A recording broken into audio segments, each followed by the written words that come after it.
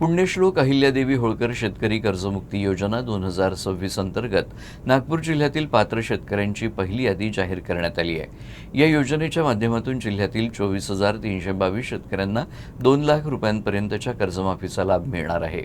मात्र त्यासाठी लाभार्थी शेतकऱ्यांनी आधार प्रमाणीकरण करणं आवश्यक असून जिल्हाधिकारी कुमार आशीर्वाद यांनी ही प्रक्रिया वेळेत पूर्ण करण्याचं आवाहन केलं आहे।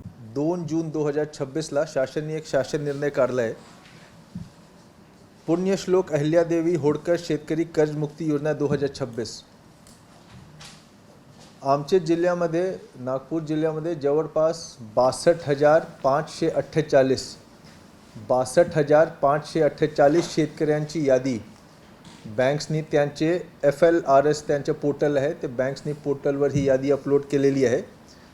त्यापैकी पहिली यादीमध्ये पहिली जे एलिजिबल बेनिफिशियरीज पात्र लाभार्थींची जी पहिली यादी आहे त्या यादीमध्ये 24,322 शेतकरी आहेत। हे 24,322 शेतकरी पात्र आहेत। आता या ठिकाणी एक गोष्टी आवर्जून मी स्पष्ट करून इच्छितो की ही जी यादी आहे ही पहिली यादी आहे। 24,322 ची पहिली यादी आहे। जसा जसा बँक्स त्यांचे बाकी 62,548 जे लाभार्थी आहेत ज्यांच्या पोर्टलवर अपलोडिंग झालं आहे जसा जसा त्यांचे चेकिंग होईल त्यांचे सर्व कागदपत्रचे पाहतील त्यांचे सर्व निकष ते पाहतील तसेच दुसरी यादी तिसरी यादी प्रकाशित होत राहतील।